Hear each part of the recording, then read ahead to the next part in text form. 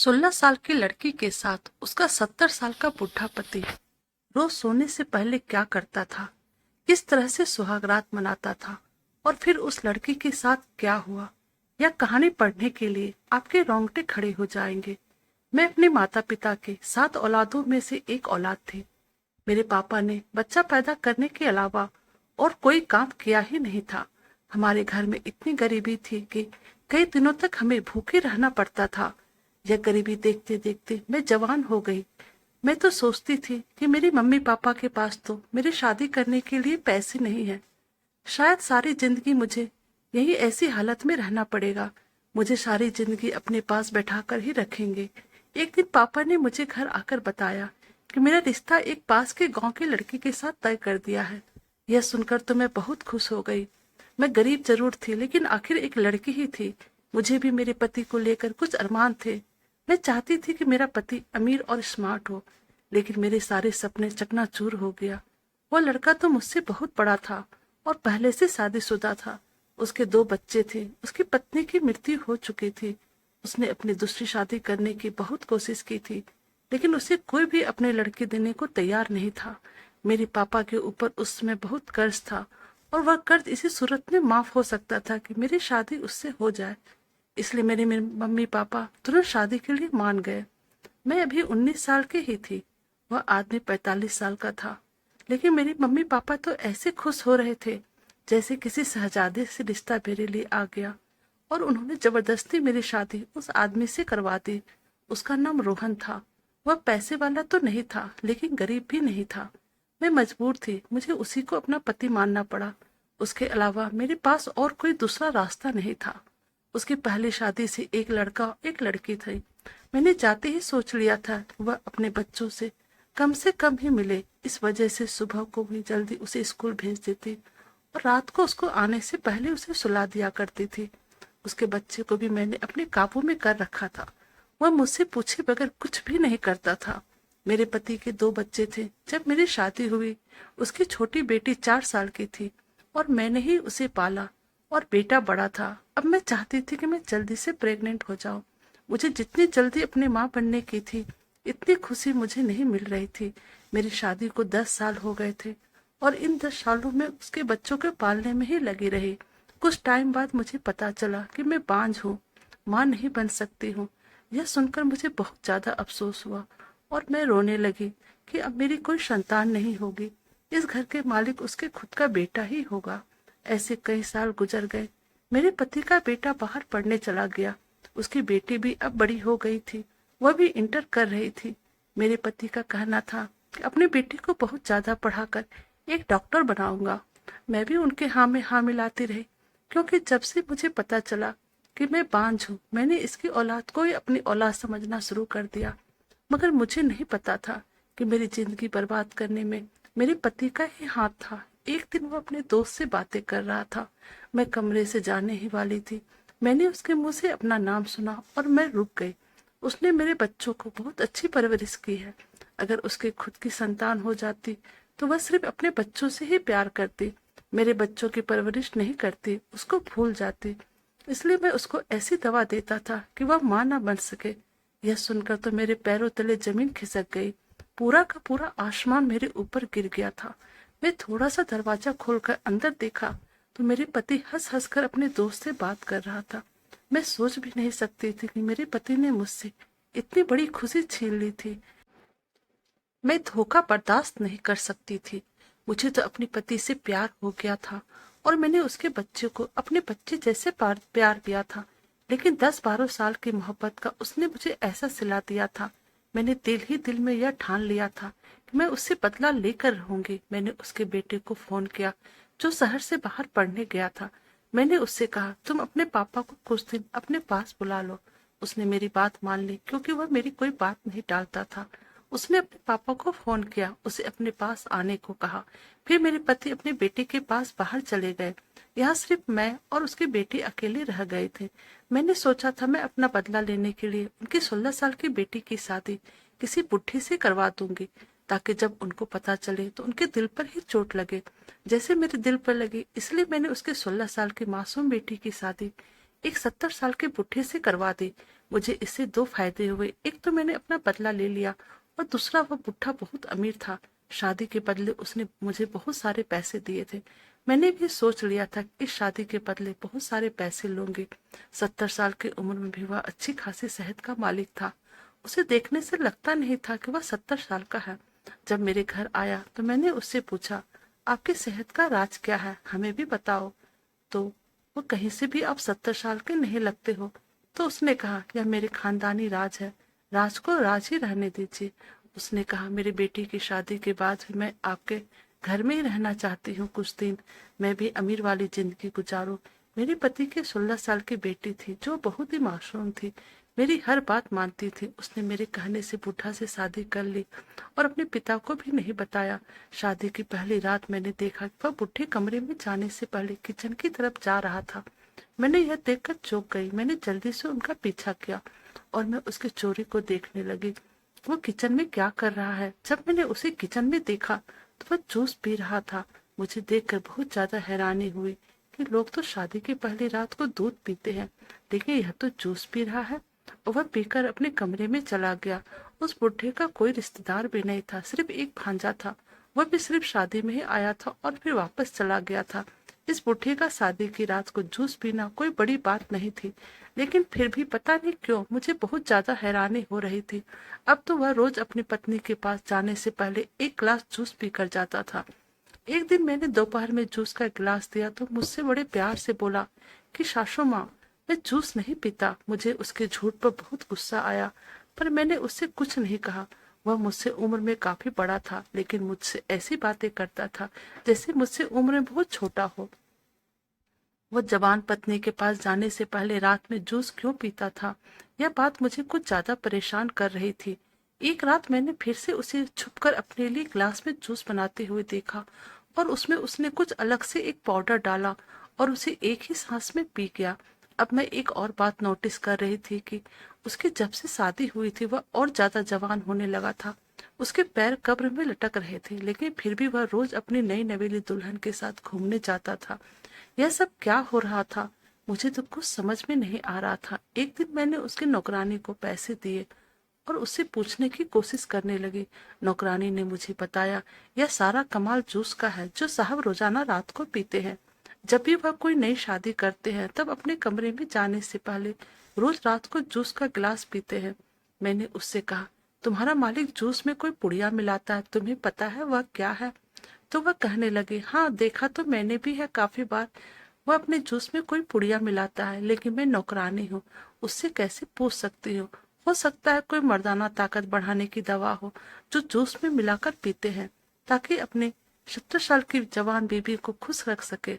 पहले तो मैंने यह सोचा था कि जो बात यह नौकरानी बता रही है वह सच है और बुढ़ा अपनी ताकत बढ़ाना चाहता है, लेकिन पता नहीं क्यों मुझे अपनी सोच पर ही शक हो रहा था। मुझे लग रहा था कि जरूर कोई बात है। नई नवेली दुल्हन जैसे अपने पति के बाहों में बाहें डालकर घूमती है, वैसे ही वह भी रोज अपने पति के साथ घूमने निकल जाती थी। मैंने सोचा, आज मैं पति को बता देती हूँ कि तुम्हारी बेटी ने 70 साल के बुढ़े आदमी से भाग कर शादी कर ली है। मैं अपने पति को फोन लगाने ही वाली थी कि मेरी बेटी मेरे कमरे में आई और उसके हाथ में हीरो का हार था। उसने मुझसे कहा, आप पापा को मत बताइए मेरी शादी के बारे में। अगर आपने उन्हें बता दिया तो मुझे यहाँ से ले जाएंगे, लेकिन मैं अपने पति के साथ बहुत खुश हूँ, उसे छोड़कर जाना नहीं चाहती हूँ। जब वह वापस आएंगे तब देखा जाएगा। आप यह हीरो का हार ले लीजिए और अपनी जुबान बंद रखें। मैं भी हीरो के हार के लालच में अपनी जुबान फिलहाल बंद रखी। हीरे का हार देखकर मैं भूल गई थी कि मैंने अपनी बेटी की शादी अपने पति से बदला लेने के लिए कराई थी। उस रात भी उस बुढ़े ने रोज की तरह अपने लिए जूस का गिलास बनाया और वह पाउडर जूस में मिलाया। मैं यह सोच रही थी कि यह क्या कर रहा है, इसमें ताकत की दवा मिलाता है ताकि अपने आप को जवान रख सके। अगर यह कर रहा है तो फिर मेरे लिए गलत ही क्यों? क्योंकि मैं अपनी सौतेली बेटी की शादी इस बुढ़े को इस वजह से कराई थी ताकि यह कोई संतान पैदा ना कर सके और जिंदगी भर संतान की खुशी के लिए तरसे, जैसे मैं तरसी हूँ। तभी मेरा बदला पूरा हो सकता था, लेकिन इस शादी में तो इस बूढ़े का अलग ही रंग चढ़ा दिया और वह इस जूस का कमाल है जो वह रात को पीता है। अब मुझे किसी भी हाल में इस जूस का राज जानना था। अगर वह उसमें मर्दाना ताकत की दवाई मिलाता है और पीता है तो मेरा प्लान खराब हो जाता है। इसलिए मैंने अपनी बेटी से कहा, तुम अपने पति को रात को दूध दिया करो। अगर इस उम्र में वह कुछ और पिएगा तो उसकी सेहत खराब हो जाएगी। उसने पूछा, कुछ और का क्या मतलब? क्या नहीं पीना चाहिए? इतने में मेरी नजर बक्से पर पड़ी। सामान की तरफ गई जो वह आज ही अपने पति के साथ शॉपिंग करके आई थी। ब्रांडेड कपड़े, जूते और मेकअप। जिंदगी में पहली बार यह सब देख रही थी। मेरी तो आंखें फटी की फटी रह गई थी। मैंने उससे कहा, अपने पति से थोड़ा दूरी बनाकर रखो और जितना माल यहाँ से समेट सकती हो समेट लो। मैंने सोचा कि शायद मुझे यह दवाई मिल जाए जो जूस में मिलाता है, लेकिन मुझे उसके कमरे में कहीं नहीं मिली और नौकरानी ने बताया कि वह अपने लिए जूस खुद ही बनाता है और किसी को देखने भी नहीं देता। आप देखिएगा कितना जल्दी साहब के औलाद हो जाएंगे। पहले भी साहब ऐसे ही करते थे। यह सुनकर मैं घबरा गई। मैं नहीं चाहती थी कि मेरी बेटी की कोई औलाद पैदा करे, इसलिए तो मैं उसकी शादी 70 साल के बुढ़े से करवाई थी ताकि उसका पति औलाद ही पैदा ना कर सके। लेकिन यहाँ तो सब कुछ उल्टा हो रहा था। यह तो खुद औलाद पैदा करने के चक्कर में था। मैंने सोचा मैं खुद ही इसका राज का पता करूंगी। एक दिन मैं खुद ही उस बुढ़े से पूछ लिया, क्या आपको जूस पीने का शौक है? उसने मुझसे कहा, उस दिन बताया था ना, मुझे जूस पीने का कोई शौक नहीं है। अभी वह मुझसे झूठ बोल रहा था। अब मुझे रहा नहीं गया। मैंने उससे कह दिया, आप मुझसे झूठ क्यों बोल रहे हैं? आप तो रोज अपने कमरे में जाने से पहले जूस पीते हो। आप जल्दी से मुझे बताओ, यह क्या चक्कर है? उसने मुझसे कहा, मुझे दिन में जूस पीना अच्छा नहीं लगता, लेकिन रात को मैं बहुत शौक से पीता हूँ। मैंने कहा, लेकिन रोज क्यों पीते हो? अगर यही बात है तो आपको कभी कभी पीना चाहिए। मेरे इस सवालों से घबराकर वह वहां से चला गया, जैसे मैंने उसकी कोई चोरी पकड़ ली हो। अगर मैं उसे यह भी बता देती कि मैंने उसे जूस में पुड़िया मिलाकर पीते हुए देखा तो उसके तो होश ही उड़ जाते कि मैं उसके बारे में इतना कुछ जान गई हूँ। जूस पीना कोई बुरी बात नहीं है, लेकिन रोज उसमें कुछ मिलाकर पीना, मुझे उसके ऊपर शक हो रहा था। अब मेरा शक पक्का होता जा रहा था। कुछ तो बात थी जो वह मुझसे छुपा रहा था। अगली रात जब वह किचन में जूस बनाने आया तो मैं किचन में ही मौजूद थी। वह मुझे वहां देखकर चौंक गया। मैंने उससे कहा, मैं आपके लिए जूस बना रही हूँ। उसने मुझसे कहा, आपको कोई मदद की जरूरत नहीं है, मैं अपने लिए खुद जूस बना सकता हूँ। मैं वहां से बाहर आ गई। मैंने अपनी बेटी से कहा कि तुम अपने पति के लिए जूस क्यों नहीं बनाती? उसने मुझसे कहा कि मैं तो कहती हूँ, लेकिन वह कहते हैं कि मुझे अपने लिए जूस बनाना बहुत ही पसंद है। कभी कभी तो वह मेरे लिए भी बनाकर लेकर आते हैं। कुछ दिन से मैं भी नोटिस कर रही थी कि मेरी बेटी बाहर के चक्कर में कुछ ज्यादा ही लग रही थी। अब तो उसके भी पर निकलने लगे थे। पहले न मैंने सोचा था कि मैं उसके बाप से बदला लूंगी और उसे बताऊंगी कि तुमने छोटी उम्र के लड़के से शादी करके उसे संतान की खुशी से दूर रखा और आज तुम्हारी खुद की बेटी ने अपने से कई गुना बड़े आदमी से शादी कर ली। मैंने यही सब कुछ सोचा था, लेकिन बुढ़ा इतना करोड़पति होगा मैंने सोचा नहीं था। अब मेरे मन में लालच पैदा हो गई। मैंने अपना इरादा बदल लिया। मैंने अपनी सौतेली बेटी से कहा कि किसी भी तरीके से इस बुढ़े से माल निकलवा लो। अगर वह मेरे हाथों से निकल जाती तो मैं बहुत परेशान हो जाती। इस लड़के के समझदार होने से पहले मुझे अपना मकसद हासिल करना बहुत जरूरी था। इसलिए सबसे पहले तो इस बुढ़े के जूस के बारे में पता करना था, जिसे पीकर वह दिन ताकतवर होते जा रहा था। मैंने एक प्लान बनाया। रात को जब बुढ़ा अपने लिए जूस बनाने लगा तो उसने जूस बनाने के बाद जब अपनी जेब से पुड़िया निकालकर उसमें मिलाता तो मैंने एक गमला गिरा दिया था। उसकी आवाज से वह वही ग्लास छोड़कर बाहर आ गया। मैं चुपके से किचन में गई और उसका ग्लास मैंने बदल लिया। मैंने पहले ही एक जूस का नया ग्लास तैयार कर रखा था। इस काम में मुझे कुछ सेकंड ही लगे थे। मैं पता करना चाहती थी कि वह इस जूस में क्या मिलाता है। सुबह होते ही मैंने जूस एक पॉलिथीन में रखा और टेस्ट के लिए भेज दिया। मैं वहां से वापस आ रही थी कि मुझे रास्ते में अपनी बेटी की गाड़ी से जाते हुए देखा। मैं इस बात से अनजान थी कि मेरी बेटी गाड़ी को चलाना आता है। इसकी शादी को अभी कुछ ही दिन हुए थे। इतनी जल्दी तो यह अपने पति से गाड़ी चलाना नहीं सीख सकती थी और इसके बाप के पास तो गाड़ी थी ही नहीं।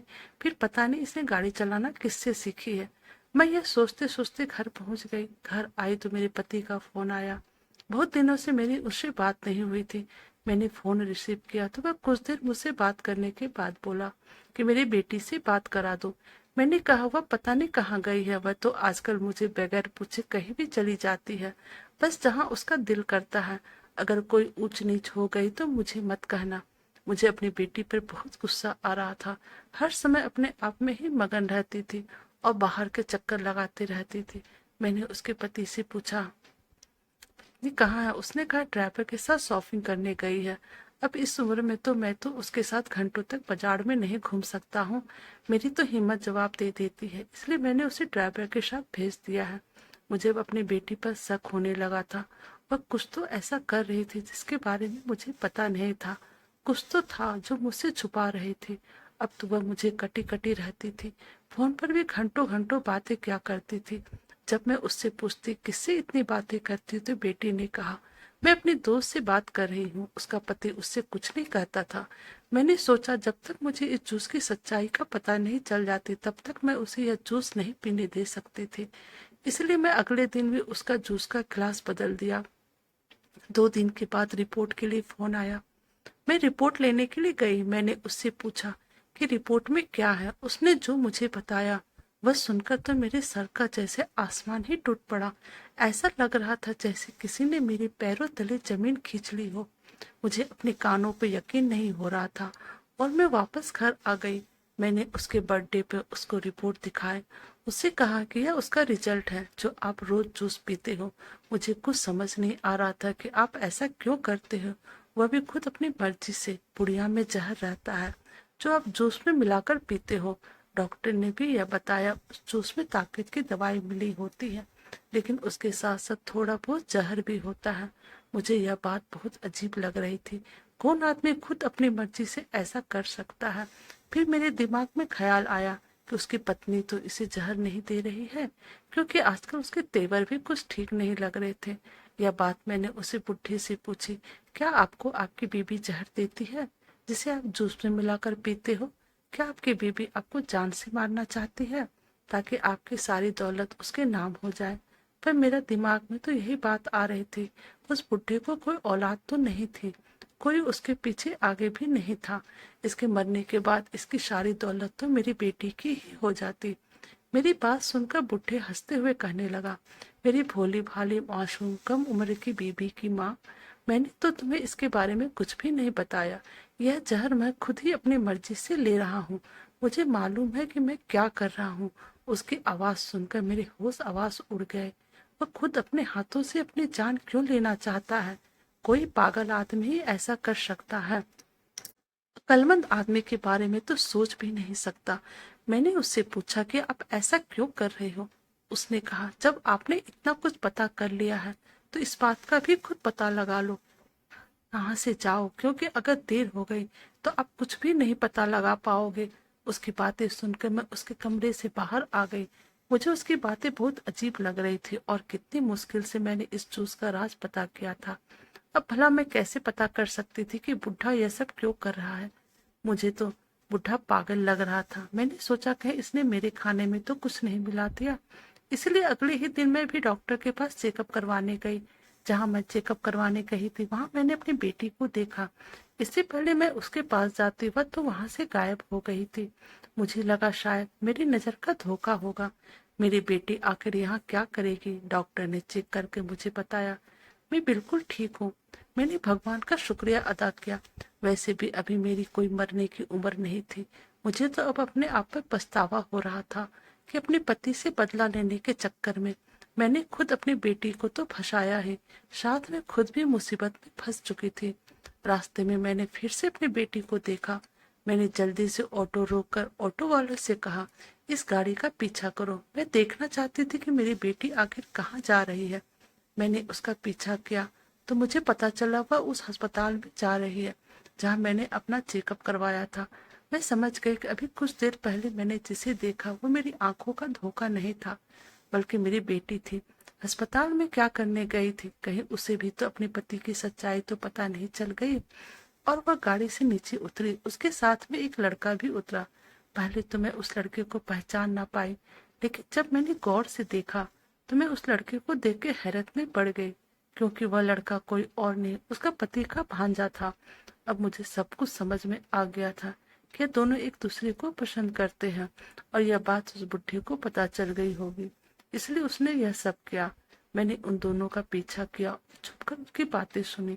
वो लड़का मेरी बेटी से कह रहा था, तुम फिक्र मत करो, तुम्हें मैं कुछ नहीं होने दूंगा। थोड़ी देर बाद वह डॉक्टर के केबिन में चेकअप कराकर बाहर आए। मुझे देखकर मेरी बेटी के होश उड़ गए, उसके चेहरे का रंग उड़ गया। उसने मुझसे कहा, माँ आप यहाँ? मैंने उससे पूछा कि तुम यहाँ क्या हुआ, तुम हॉस्पिटल क्यों आई हो? उसने मुझे बताया, मुझे खतरनाक बीमारी हो गई है, पता नहीं कहाँ से मेरे अंदर थोड़ा थोड़ा जहर जा रहा है। मुझे समझ में नहीं आ रहा है कि मेरे अंदर यह जहर कैसे आ रहा है। मैंने कहा, तुम्हारा पति की वजह से उसे पता चल गया कि तुम उसे धोखा दे रही हो, उसके भांजे के साथ हो। वही जहर खुद भी पीता है और तुम्हें भी देता है। यह सब सुनकर मेरी बेटी को जैसा सदमा सा लग गया। उसे समझ में नहीं आ रहा था कि उसके पति को यह सब कैसे पता चला। वह रोने लगी और रोते रोते मुझसे कहने लगी, यह सब कुछ आपकी वजह से हुआ है। मैंने जब से आंखें खोली तब से आपको ही देखा था और आपको ही अपना माँ माना था। मेरे माँ बाप ने आपको औलाद का सुख नहीं दिया, इसका बदला आपने मुझसे लिया। आपने अपना बदला लेने के लिए मेरी शादी 70 साल के बूढ़े से कर दी, जो रोज मर्दाना ताकत की दवाएं खाकर अपने आप को जवान रखने की कोशिश करता है। मैंने आपके खातिर उससे शादी कर ली और आपसे कुछ नहीं कहा, लेकिन मैं एक 16 साल की लड़की थी, मेरी भी कुछ अरमान थे और मैं अपने पति के भांजे से एक दो बार मिली थी और वो मुझे अच्छा लगने लगा। मेरे दिल के सोए हुए अरमान जाग गए थे। जब भी मुझे पसंद करने लगा, हम दोनों एक दूसरे से मिलने लगे। मुझे नहीं पता था कि मेरे पति ने इन सब बातों क्या पता चल जाएगा। आज मेरी तबीयत खराब हुई तो कहने लगा, मैं तो अपने हर कम उम्र की बीवी को अपने साथ ऐसे ही बांध कर रखता हूँ और बेचारी धीरे धीरे जहर खाकर मर जाती है। मेरे शरीर को इस जहर की आदत हो गई है, तो मुझे इसका कोई असर नहीं होता। जा जाकर हॉस्पिटल में अपना चेकअप करवा लो, तुम्हें पता चल जाएगा क्या हुआ है।